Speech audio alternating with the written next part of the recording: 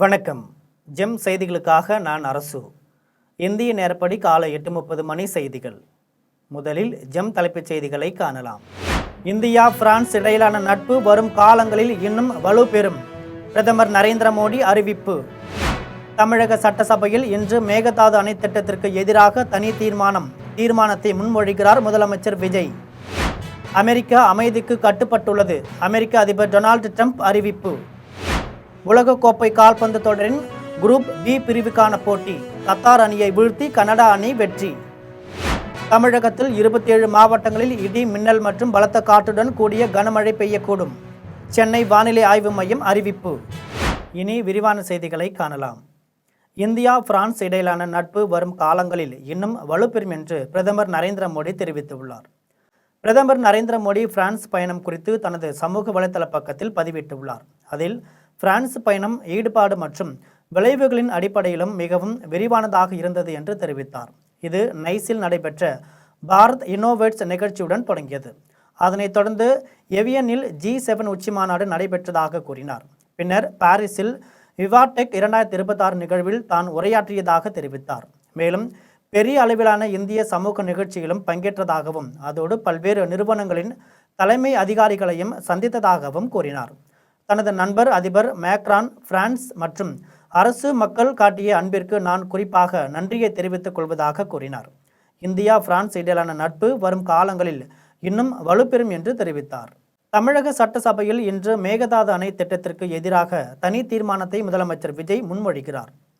முதலமைச்சர் விஜய் தலைமையிலான தமிழக வெற்றிக்கழக அரசின் முதல் சட்டசபை கூட்டத்தொடரில் ஆளுநர் உரையில் மேகதாது அணை திட்டத்தை தடுக்க சட்ட ரீதியான முயற்சிகள் முன்னெடுக்கப்படும் என்று தெரிவித்திருந்தார். இந்த நிலையில் மேகதாது அணை தொடர்பான அரசினர் தனி தீர்மானம் இன்று நடைபெறுகிற சட்டசபையில் கொண்டு வரப்படுகிறது. அந்த தீர்மானத்தை முதலமைச்சர் விஜய் முன்மொழிகிறார். அந்த தீர்மானத்தில் கர்நாடக அரசின் மேகதாது அணை திட்டத்திற்கு தொழில்நுட்பம், சுற்றுச்சூழல் உட்பட எவ்வித அனுமதியும் அளிக்கக்கூடாது என மத்திய அரசை இப்பேரவை வலியுறுத்துகிறது. லெபனான், ஹெஸ்பெல்லா மற்றும் இஸ்ரேல் உள்ளிட்ட அனைத்து முன்னணிகளிலும் ஒரு முழுமையான போர் நிறுத்தத்தை தாங்கள் எதிர்பார்ப்பதாக அமெரிக்க அதிபர் டொனால்டு ட்ரம்ப் தெரிவித்துள்ளார். அமெரிக்க அதிபர் ட்ரம்ப் தனது ட்ரூத் சோஷியல் வலைதள பக்கத்தில் அமெரிக்கா அமைதிக்கும் கட்டுப்பட்டுள்ளதாக தெரிவித்தார். மேலும் மத்திய கிழக்கு பிராந்தியத்தில் உள்ள அனைவரும் நமது பேச்சுவார்த்தைகள் மிக சிறப்பாக வெளிப்படுவதற்கு தங்களின் அர்ப்பணிப்பை தொடருமாறு தாங்கள் ஊக்குவிக்கிறோம் என்று கூறினார். எண்ணெய் விலைகள் கணிசமாக குறைந்து பங்கு சந்தைகள் கடுமையாக உயர்ந்து வருவதால் சந்தைகள் தற்போதைய நிலையை மிகவும் விரும்புவதாக தெரிவித்தார். லெபனான், ஹெஸ்பெல்லா மற்றும் இஸ்ரேல் உள்ளிட்ட அனைத்து முன்னணிகளிலும் ஒரு முழுமையான போர் நிறுத்தத்தை தாங்கள் எதிர்பார்ப்பதாக தெரிவித்தார். உலகக்கோப்பை கால்பந்து தொடரின் குரூப் பி பிரிவுக்கான போட்டியில் கத்தார் அணியை வீழ்த்தி கனடா அணி வெற்றி பெற்றுள்ளது. BC பிளேஸ் வான்கவரில் உலகக்கோப்பை கால்பந்து தொடரின் குரூப் பி பிரிவுக்கான போட்டி நடைபெற்றது. இந்த போட்டியில் கனடா மற்றும் கத்தார் அணிகள் மோதின. இதில் கனடா அணி மிகவும் அதிரடியாக விளையாடி 6-0 என்ற கோல் கணக்கில் கத்தார் அணியை வீழ்த்தியது. இதன் மூலம் கனடா அணி வெற்றி பெற்றது. தமிழகத்தில் ஈரோடு, திருப்பூர், தேனி உள்ளிட்ட 27 மாவட்டங்களில் இன்று இடி மின்னல் மற்றும் பலத்த காற்றுடன் கூடிய கனமழை பெய்யக்கூடும் என சென்னை வானிலை ஆய்வு மையம் தெரிவித்துள்ளது. சென்னை வானிலை ஆய்வு மையம் வெளியிட்டுள்ள அறிக்கையில், கிழக்கு விதர்பா முதல் தமிழக பகுதிகள் வரை தெலுங்கானா மற்றும் ஆந்திர பிரதேசம் வழியாக ஒரு வளிமண்டல காற்றழுத்த தாழ்வு பகுதி நிலவுகிறது. இதன் காரணமாக தமிழகத்தில் இன்று பெரும்பாலான இடங்களிலும் புதுச்சேரி மற்றும் காரைக்கால் பகுதிகளிலும் இடி மின்னலுடன் கூடிய லேசானது முதல் மிதமான மழை பெய்யக்கூடும். இதன்படி தமிழகத்தில் நீலகிரி, கோயம்புத்தூர், ஈரோடு, திருப்பூர், தேனி, திண்டுக்கல், மதுரை, சிவகங்கை, புதுக்கோட்டை, தஞ்சாவூர், திருவாரூர், நாகப்பட்டினம், மயிலாடுதுறை உள்ளிட்ட 27 மாவட்டங்களில் இடி மின்னல் மற்றும் பலத்த காற்றுடன் கூடிய கனமழை பெய்யக்கூடும் என்று தெரிவித்துள்ளது. தகவல் தொடர்பு வசதி இல்லாத பகுதிகளுக்கும் தகவலை கொண்டு சென்றவர் ஸ்ரீதர் என்று மத்திய அமைச்சர் முருகன் தெரிவித்துள்ளார். சென்னை அகில இந்திய வானொலி நிலையத்தில் பத்மஸ்ரீ விருது பெற்ற முன்னாள் மூத்த அதிகாரி ஸ்ரீதருக்கு பாராட்டு விழாவும் அவர் இணைந்து எழுதியுள்ள நூலின் வெளியீட்டு விழாவும் நடைபெற்றது. நிகழ்ச்சியில் மத்திய தகவல் ஒலிபரப்புத்துறை அமைச்சர் முருகன் பங்கேற்று ஸ்ரீதரை சிறப்பித்ததுடன் அவர் எழுதிய நூலையும் வெளியிட்டார். அகில இந்திய வானொலி தலைமை இயக்குனர் ராஜீவ்குமார் ஜெயின் தலைமையில் நடைபெற்ற இந்த நிகழ்ச்சியில் ராமபத்ரம், வெங்கடேஷ் உள்ளிட்டோர் கலந்து கொண்டனர். விழாவில் பேசிய மத்திய அமைச்சர் முருகன், வானொலி துறையில் ஸ்ரீதர் ஆற்றிய தொண்டுக்கு உரிய அங்கீகாரமாகவே பத்மஸ்ரீ விருது அமைந்துள்ளதாக தெரிவித்தார். தமிழகத்தில் 2 மணி நேரத்திற்கு ஒரு பெண் குழந்தை பாலியல் வன்கொடுமைக்கு ஆளாகும் நிலையில் செங்கப்பெண் படை என்ன செய்து கொண்டிருக்கிறது என்று தமிழிசை வினவியுள்ளார். தமிழகத்தில் பெண்கள் குழந்தைகள் மீதான பாலியல் வன்கொடுமைகளை கண்டித்து சென்னை எழும்பூரில் நயினார் நாகேந்திரன் தலைமையில் ஆர்ப்பாட்டம் நடைபெற்றது. இந்த ஆர்ப்பாட்டத்தில் பேசிய தமிழிசை, தமிழ்நாட்டில் பாலியல் வன்கொடுமைகள் அதிகரித்துள்ள நிலையில் தாவேக அரசு அமைத்த சிங்கப்பெண் படை என்ன செய்து கொண்டிருக்கிறது என கேள்வி எழுப்பினார். அதனைத் தொடர்ந்து உரையாற்றிய நயினார் நாகேந்திரன், அதிமுக சட்டமன்ற உறுப்பினர்களிடம் குதிரை பேரம் செய்வதிலேயே ஆளுங்கட்சி கவனம் செலுத்துவதாக கூறினார். தமிழ்நாட்டின் முன்னாள் அமைச்சர் கக்கன் பிறந்தநாளையொட்டி மேலூர் அருகே தும்பைப்பட்டியில் உள்ள மணிமண்டபத்தில் மதுரை மாவட்ட ஆட்சியரும் அரசியல் கட்சியினரும் மாலை அணிவித்து மரியாதை செலுத்தினர். விடுதலை போராட்ட வீரரும் தமிழக முன்னாள் அமைச்சருமான கக்கனின் 118வது பிறந்தநாளையொட்டி மேலூர் அருகே தும்பைப்பட்டியில் உள்ள அவரது மணிமண்டபத்தில் மரியாதை செலுத்தும் நிகழ்ச்சி நடைபெற்றது.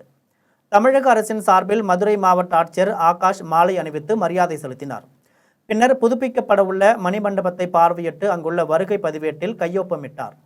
தொடர்ந்து தமிழக வெற்றிக் கழகத்தின் மாவட்ட செயலாளர் விஷால் கிருஷ்ணா, காங்கிரஸ் மாவட்ட செயலாளர் நூர் முகமது, அதிமுக முன்னாள் சட்டமன்ற உறுப்பினர் பெரிய புல்லான் ஆகியோர் தலைமையில் அந்தந்த கட்சியினர் கக்கனின் உருவ சிலைக்கு மாலை அணிவித்து மரியாதை செலுத்தினர்.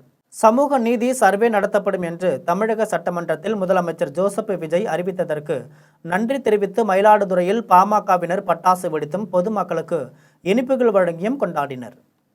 தமிழ்நாட்டில் இன்று நடைபெற்ற தாவேக அரசின் முதல் சட்டமன்ற கூட்டத்தொடரில் சமூக நீதி சர்வே நடத்தப்படும் என்று அறிவிக்கப்பட்டது. இதற்கு பாமக தலைவர் அன்புமணி ராமதாஸ் வரவேற்பு தெரிவித்தார். இதனைத் தொடர்ந்து சமூக நீதி சர்வே நடத்தப்படும் என்று அறிவித்த தமிழக முதலமைச்சர் ஜோசப் விஜய்க்கு நன்றி தெரிவித்து மயிலாடுதுறையில் பாட்டாளி மக்கள் கட்சியினர் கொண்டாட்டத்தில் ஈடுபட்டனர். மயிலாடுதுறை கிட்டப்பா அங்காடி முன்பு நகர செயலாளர் கமல் ராஜா தலைமையிலும் மாநில செயற்குழு உறுப்பினர்கள் காசி, பாஸ்கரன், காமராஜ், இளைஞரணி மாவட்ட தலைவர் விமல் ஆகியோர் முன்னிலையிலும் பாமகவினர் கலந்து கொண்டு பட்டாசு வெடித்து தமிழக முதலமைச்சர் ஜோசப் விஜய்க்கு நன்றி தெரிவித்து முழக்கமிட்டனர். தொடர்ந்து பொதுமக்களுக்கும் பேருந்தில் பயணம் செய்த பயணிகளுக்கும் இனிப்புகள் வழங்கி கொண்டாடினர். சாதிவாரி மக்கள் தொகை கணக்கெடுப்பை தமிழக அரசு நடத்தும் என தமிழக சட்டமன்றத்தில் ஆளுநர் உரையில் அறிவிக்கப்பட்டதை பாட்டாளி மக்கள் கட்சியினர் வரவேற்று கொண்டாடியுள்ளனர். தமிழ்நாடு சட்டப்பேரவையில் ஆளுநர் உரையாற்றும் போது மக்களின் சமூக பொருளாதார நிலை பற்றி கணக்கெடுக்கப்படும் என கூறினார். இதை வரவேற்று திருவண்ணாமலை மாவட்டம் ஆரணியில் பாட்டாளி மக்கள் கட்சியின் மாவட்ட செயலாளர் வேலாயுதம் தலைமையில் இனிப்புகள் வழங்கி கொண்டாடினர். இது பாமகவிற்கும் அன்புமணிக்கும் கிடைத்த மாபெரும் வெற்றி என்று அவர்கள் தெரிவித்தனர். இதேபோல் சாதிவாரி மக்கள் தொகை கணக்கெடுப்பு நடத்துவதாக தமிழ்நாடு அரசு அறிவித்துள்ளதை வரவேற்று வேலூர் மாவட்டம் குடியாத்தத்தில் பாமக மாவட்ட செயலாளர் ரவி தலைமையில் பொதுமக்களுக்கு இனிப்புகளை வழங்கி கொண்டாடினர். இதில் ஒன்றிய குழு உறுப்பினர் சுரேஷ்குமார் உள்ளிட்ட பலர் கலந்து கொண்டனர். தென்காசி மாவட்டம் கடையம் கீழப்பாவூர் சுற்று வட்டார விவசாயிகளின் 60 ஆண்டு கனவு திட்டமான ராமநதி சம்பு நதி இணைப்பு கால்வாய் திட்ட பணிகளை விரைந்து முடிக்க விவசாயிகள் கோரிக்கை விடுத்துள்ளனர்.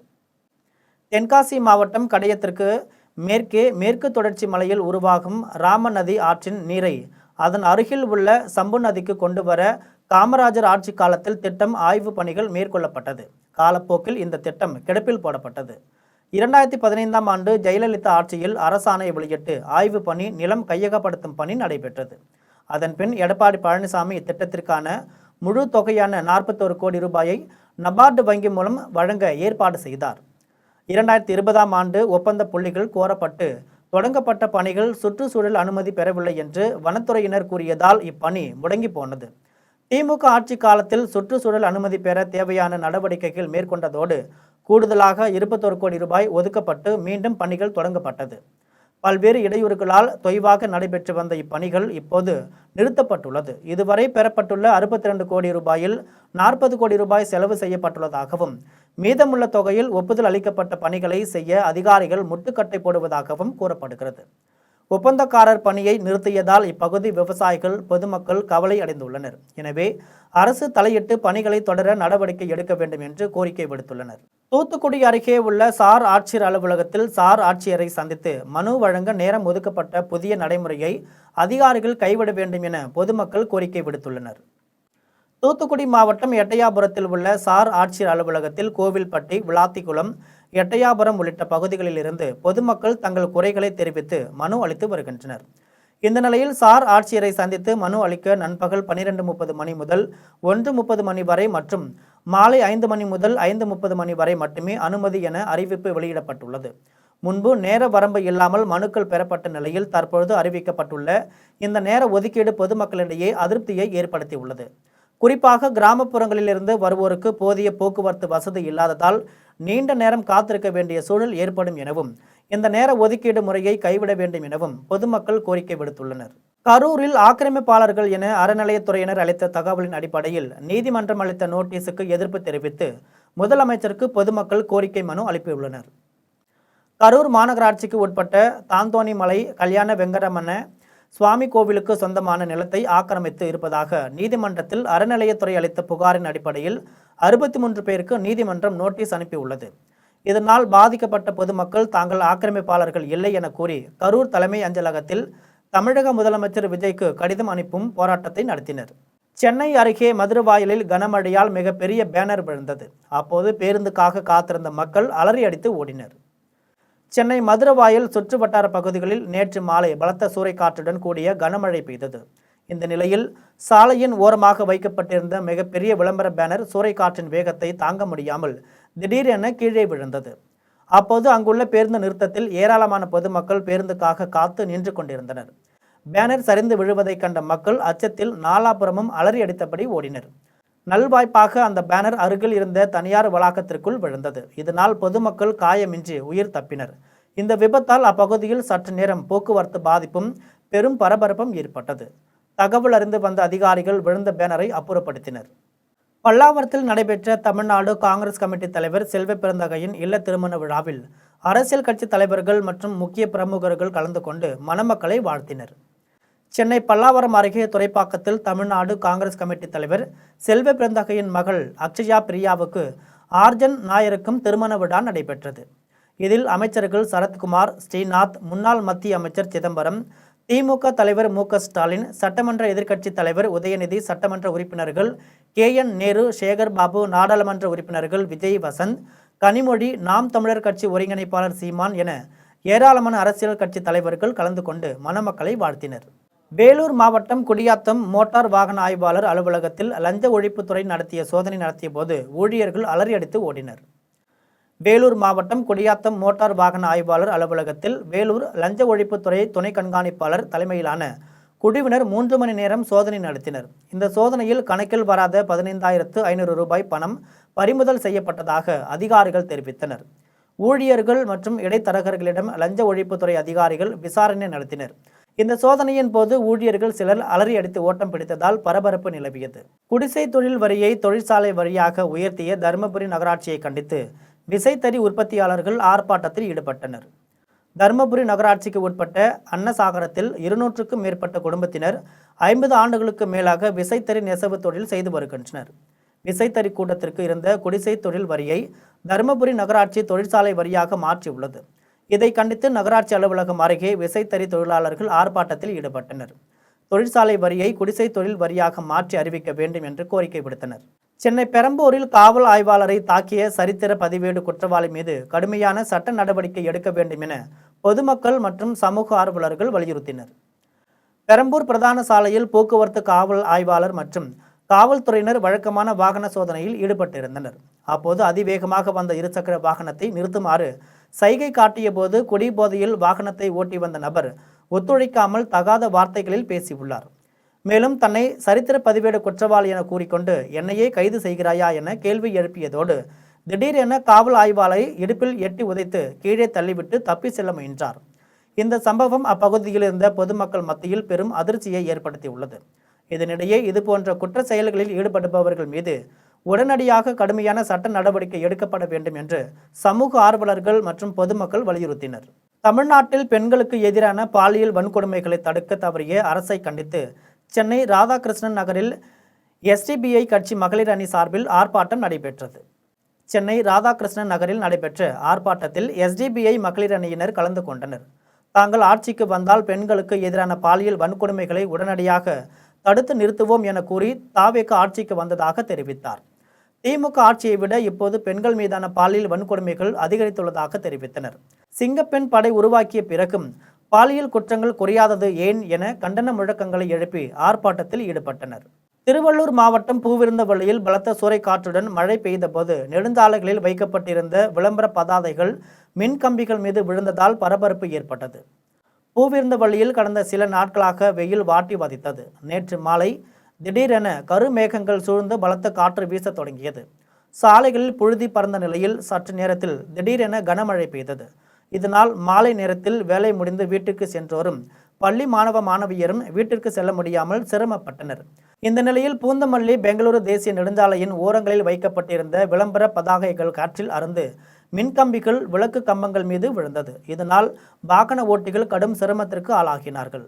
நெடுஞ்சாலை ஓரங்களில் பேனர்கள் வைக்கக்கூடாது என மாவட்ட நிர்வாகம் பலமுறை அறிவுறுத்தி வந்தாலும் தொடர்ந்து இதேபோல் நடந்து வருவதாக தெரிவித்தனர். சென்னை கொளத்தூர் வட்டார போக்குவரத்து அலுவலகத்தில் லஞ்ச ஒழிப்புத்துறை சோதனை செய்ததில் முக்கிய ஆவணங்கள், பணம் ஆகியவை பறிமுதல் செய்யப்பட்டுள்ளன. சென்னை கொளத்தூர் வட்டார போக்குவரத்து அலுவலகத்தில் பொதுமக்களிடம் அதிக அளவில் பெறப்படுவதாக தொடர்ந்து புகார்கள் வந்தன. இந்த நிலையில் அந்த அலுவலகத்திற்கு வந்த ஊழல் கண்காணிப்பு துறையினர் ஊழியர்களிடமும் பொதுமக்களிடமும் விசாரணை நடத்தினர். சோதனையின் போது கணிசமான அளவில் பணம் பறிமுதல் செய்யப்பட்டுள்ளதாக கூறப்படுகிறது. கைப்பற்றப்பட்ட ஆவணங்களின் அடிப்படையில் சட்டவிரோத பண பரிவர்த்தனைகள் நடைபெற்றுள்ளதா என்று அதிகாரிகள் ஆய்வு செய்தனர். மயிலாடுதுறை வட்டார போக்குவரத்து அலுவலகத்தில் லஞ்ச ஒழிப்புத்துறையினர் ஆய்வில் ஈடுபட்டனர். மயிலாடுதுறை வட்டார போக்குவரத்து அலுவலகத்தில் ஓட்டுநர் உரிமம் புதுப்பித்தல், வாகன உரிமத்தை மாற்றுதல், புதிதாக வாங்கப்பட்ட வாகனத்தை பதிவு செய்தல் ஆகியவற்றுக்காக நாள்தோறும் நூற்றுக்கணக்கானோர் வந்து செல்கின்றனர். இந்த பணிகளை செய்வதற்கு பொதுமக்களிடம் லஞ்சம் வாங்குவதாக லஞ்ச ஒழிப்புத்துறையினருக்கு புகார்கள் வந்தன. இதனையடுத்து மயிலாடுதுறை வட்டார போக்குவரத்து அலுவலகத்தில் இன்று லஞ்ச ஒழிப்புத்துறையினர் சோதனையில் ஈடுபட்டனர். காவல் ஆய்வாளர் அருள் பிரியா தலைமையில் அலுவலகத்தில் 2 பக்கங்களில் உள்ள கதவுகளையும் அடைத்து பல்வேறு அறைகளிலிருந்து ஊழியர்கள் அனைவரையும் ஒரே இடத்தில் அமர வைத்து சோதனை நடத்தினர். இந்த சோதனையில் ஓட்டுநர் பயிற்சி பள்ளி நடத்தி வரும் ஒருவரிடம் இருந்து பணம் கைப்பற்றப்பட்டுள்ளதாக கூறப்படுகிறது. திருச்சுழி அருகே 2 சக்கர வாகனத்தில் வந்த காவலர் நிலை தடுமாறி கீழே விழுந்த விபத்தில் சம்பவ இடத்திலேயே உயிரிழந்த சம்பவம் குறித்து திருச்சுழி காவல்துறையினர் விசாரணை மேற்கொண்டனர். விருதுநகர் மாவட்டம் ஆத்தூர் அடுத்த சித்தையன்கோட்டை பகுதியைச் சேர்ந்த தங்கவேலுவின் மகன் ஜெயக்குமார் நிலக்கோட்டை காவல் நிலையத்தில் காவலராக பணியாற்றி வருகிறார். இந்த நிலையில் பரமக்குடியில் நடைபெற்ற உறவினர் வீட்டு சுப நிகழ்ச்சியில் பங்கேற்றுவிட்டு மீண்டும் ஊருக்கு செல்வதற்காக பரமக்குடியிலிருந்து 2 சக்கர வாகனத்தில் ஜெயக்குமார் சென்றார். திருச்சுழி அடுத்த சூச்சனேரியில் பகுதியில் வந்தபோது நிலை தடுமாறிய 2 சக்கர வாகனம் பயணிகள் நிழற்குடையின் பக்கவாட்டு சுவரில் மோதியதில் தூக்கி வீசப்பட்ட ஜெயக்குமார் சம்பவ இடத்திலேயே பரிதாபமாக உயிரிழந்தார். அப்போது அந்த வழியாக வாகனங்களில் சென்றவர்கள் திருச்சுழி காவல் நிலையத்திற்கு அளித்த தகவலின் பேரில் சம்பவ இடத்திற்கு விரைந்து சென்ற காவல்துறையினர் உயிரிழந்த ஜெயக்குமாரின் உடலை மீட்டு பிரேத பரிசோதனைக்காக திருச்சுழி அரசு மருத்துவமனைக்கு அனுப்பி வைத்தனர். அதன் பின்னர் விபத்து குறித்து அவரது உறவினர்களுக்கு தகவல் அளித்தனர். மேலும் வழக்கு பதிவு செய்து விசாரணை மேற்கொண்டனர். சேலம் மாவட்டம் எடப்பாடி அருகே பட்டப்பகலில் வீட்டில் தனியாக இருந்த பெண்ணிடம் வீடு வாடகைக்கு கேட்பது போல பேசி கழுத்தில் இருந்த 5 பவுன் தங்க சங்கிலியை பறித்து கொண்டு தப்பி ஓடியது பரபரப்பை ஏற்படுத்தியுள்ளது. சேலம் மாவட்டம் எடப்பாடி நகராட்சிக்கு உட்பட்ட வெள்ளாண்டி வலசில் சரஸ்வதி என்பவர் வீட்டில் தனியாக இருந்துள்ளார். அப்போது முகமூடி அணிந்து கொண்டு வந்த ஒருவர் கதவை தட்டி இங்கு ஏதேனும் வீடு வாடகைக்கு கிடைக்குமா என்று கேட்டுக்கொண்டே சரஸ்வதியின் கழுத்தில் இருந்த 5 பவுன் தங்க சங்கிலியை பறித்துள்ளார். இதை தடுத்த சரஸ்வதியின் முகத்தில் தாக்கிவிட்டு அங்கிருந்து தப்பிச் சென்றுள்ளார். சரஸ்வதியின் சத்தத்தை கேட்டு அக்கம் பக்கத்தினர் திருடனை துரத்தி சென்றும் பிடிக்க முடியாமல் போனது. அவர்கள் தகவல் அளித்ததால் விரைந்து வந்த காவல்துறையினர் கண்காணிப்பு கேமராக்களை ஆய்வு செய்து திருடனை தேடி வருகின்றனர். தூத்துக்குடி மாவட்டம் கோவில்பட்டியில் 2 சக்கர வாகனத்தின் மீது அரசு பேருந்து மோதியதில் தனியார் பள்ளி ஆசிரியை, அவரின் மகள் ஆகியோர் உயிரிழந்தது சோகத்தை ஏற்படுத்தியுள்ளது. கோவில்பட்டி சண்முக சிகாமணி நகரை சேர்ந்த ரமேஷின் மனைவி வளர்மதி தனியார் பள்ளியில் ஆசிரியராக பணியாற்றி வந்தார். இவர்களின் மகள் அஸ்விகா தனியார் பள்ளியில் 4ஆம் வகுப்பு படித்து வந்தார். இந்த நிலையில் நேற்று மாலை ரமேஷ் தனது மனைவியையும் குழந்தையையும் பள்ளியிலிருந்து பைக்கில் அழைத்து கொண்டு வீட்டிற்கு வந்துள்ளார். பசுவந்தனை சாலையில் சென்று கொண்டிருந்த போது அவர்களின் மீது அரசு பேருந்து மோதியது. இதில் வளர்மதியும் அவர் மகளான சிறுமி அஸ்விகாவும் அரசு பேருந்து சக்கரத்தில் சிக்கி பரிதாபமாக உயிரிழந்தனர். படுகாயமடைந்த ரமேஷ் கோவில்பட்டி அரசு மருத்துவமனையில் சிகிச்சைக்கு சேர்க்கப்பட்டுள்ளார். இந்த விபத்து குறித்து கோவில்பட்டி மேற்கு காவல் நிலையத்தில் வழக்கு பதிந்து விசாரித்து வருகின்றனர். மதுரை மேலூர் சிவசக்தி விநாயகர் கோவில் கும்பாபிஷேகத்தில் ஏராளமான பக்தர்கள் கலந்து கொண்டனர். மதுரை மாவட்டம் மேலூர் திருவாதவூர் சாலையில் அமைந்துள்ள சிவசக்தி விநாயகர் கோவிலின் கும்பாபிஷேக விழா நடைபெற்றது. இதை முன்னிட்டு யாகசாலை பூஜைகள் நடைபெற்றன. மங்கள வாத்தியங்கள் முழங்க கும்பம் புறப்பட்டது. சிவாச்சாரியர்கள் வேத மந்திரங்கள் முழங்க கோவில் விமான கும்பத்திற்கு புனித நீர் ஊற்றி கும்பாபிஷேகம் செய்தனர். கும்பாபிஷேக விழாவில் சுற்று வட்டார பகுதிகளைச் சேர்ந்த ஏராளமான பக்தர்கள் கலந்து கொண்டு வழிபட்டனர். விழாவில் கலந்து கொண்ட பக்தர்கள் அனைவருக்கும் அன்னதானம் வழங்கப்பட்டது. ஆம்பூர் அடுத்த தேவலாபுரம் பாலாற்றங்கரையில் பிரசித்தி பெற்று சுயம்புவாக அமைந்துள்ள ஸ்ரீ திருப்பதி கங்கையம்மனின் சிரசு திருவிழா வெகு விமர்சையாக நடைபெற்றது. ஆம்பூர் அடுத்த தேவலாபுரம் பாலாற்றங்கரையில் சுயம்புவாக அமைந்துள்ள ஸ்ரீ திருப்பதி கங்கையம்மன் திருக்கோவிலில் 96ஆம் ஆண்டு சிரசு விழா சிறப்பாக நடைபெற்றது. விழாவின் முன்னதாக கடந்த 15 நாட்களுக்கு முன்பு அம்மனுக்கு காப்பு கட்டி விரதமிருந்த பக்தர்கள் நேர்த்திக்கடன் செலுத்தினர். இதேபோன்று புதன், வியாழன், வெள்ளி ஆகிய 3 நாட்களில் அம்மனுக்கு அபிஷேகம் மற்றும் சிறப்பு அலங்காரம் செய்து மாவிளக்குடன் கூழ் அமுது படைத்தும் பொங்கல் வைத்தும் பெண்கள் வழிபாடு செய்தனர். அதனைத் தொடர்ந்து கங்கையம்மன் ஆலயத்திற்கு மேளதாள வாத்தியங்கள் முழங்க பெண்கள் சீர்வரிசை பொருட்களை கொண்டு வந்தனர். அதன் பின்னர் பக்தர்கள் அம்மன் சிரசை ஊர்வலமாக எடுத்து சென்று மீண்டும் கங்கையம்மன் ஆலயத்தை வந்தடைந்தனர். அப்போது ஏராளமான பெண்கள் மற்றும் பக்தர்கள் சிரசு முன்பு அங்க பிரதட்சணம் செய்து வேண்டுதல்கள் நிறைவேற்ற 1008 தேங்காய்களை உடைத்தும் வழிபட்டனர். மேலும் தமிழ் கலாச்சாரத்தை போற்றும் வகையில் சுயம்பு ஸ்ரீ திருப்பதி கங்கையம்மன் திருவிழாவில் நையாண்டி மேளம், கரகாட்டம், சிலம்பாட்டம் உள்ளிட்ட பல்வேறு கலை நிகழ்ச்சிகளும் வான வேடிக்கைகளும் சிறப்பாக நடைபெற்றது. விழாவில் ஆம்பூர், குடியாத்தம், வாணியம்பாடி, வேலூர், திருப்பத்தூர், ஆந்திரா, கர்நாடகா உள்ளிட்ட பகுதிகளைச் சேர்ந்த 10,000க்கும் மேற்பட்டோர் கலந்து கொண்டு சுயம்பு ஸ்ரீ திருப்பதி கங்கையம்மனை வழிபட்டனர். சென்னை போரூர் சுற்று வட்டார பகுதிகளில் சூறைக்காற்றுடன் கனமழை பெய்ததால் சாலையில் மழை நீர் தேங்கியது. சென்னை சுற்று வட்டார பகுதிகளில் நேற்று மாலையில் பலத்த சூறைக்காற்றுடன் கூடிய கனமழை பெய்தது. போரூர், ராமாபுரம், ஐயப்பன் தாங்கல், காட்டுப்பாக்கம், கரையான் சாவடி, பூந்தமல்லி ஆகிய பகுதிகளில் பலத்த சூறைக்காற்று வீசியது. இதனால் வேலை முடிந்து வீட்டிற்கு சென்றவர்களும் வாகன ஓட்டிகளும் கடும் அவதிக்கு உள்ளாகினர். இருந்தபோதிலும் கனமழையால் இந்த பகுதிகளில் வெப்பம் தணிந்து குளிர்ச்சியான சூழல் நிலவுவதால் பொதுமக்கள் மகிழ்ச்சி அடைந்துள்ளனர். மீண்டும் ஜெம் தலைப்புச் செய்திகள். இந்தியா பிரான்ஸ் இடையிலான நட்பு வரும் காலங்களில் இன்னும் வலுப்பெறும். பிரதமர் நரேந்திர மோடி அறிவிப்பு. தமிழக சட்டசபையில் இன்று மேகதாது அணை திட்டத்திற்கு எதிராக தனி தீர்மானத்தை முன்மொழிகிறார் முதலமைச்சர் விஜய். அமெரிக்கா அமைதிக்கு கட்டுப்பட்டுள்ளது. அமெரிக்க அதிபர் டொனால்டு ட்ரம்ப் அறிவிப்பு. உலகக்கோப்பை கால்பந்து தொடரின் குரூப் பி பிரிவுக்கான போட்டி. கத்தார் அணியை வீழ்த்தி கனடா அணி வெற்றி. தமிழகத்தில் 27 மாவட்டங்களில் இடி, மின்னல் மற்றும் பலத்த காற்றுடன் கூடிய கனமழை பெய்யக்கூடும். சென்னை வானிலை ஆய்வு மையம் அறிவிப்பு. இத்துடன் ஜெம் செய்திகள் நிறைவடைகின்றன. மீண்டும் ஜெம் செய்திகள் மதியம் 1:30 மணிக்கு. உடனுக்குடன் செய்திகளை காண GemLive.tv என்ற இணையதளத்தில் இணைந்திருங்கள். நன்றி, வணக்கம்.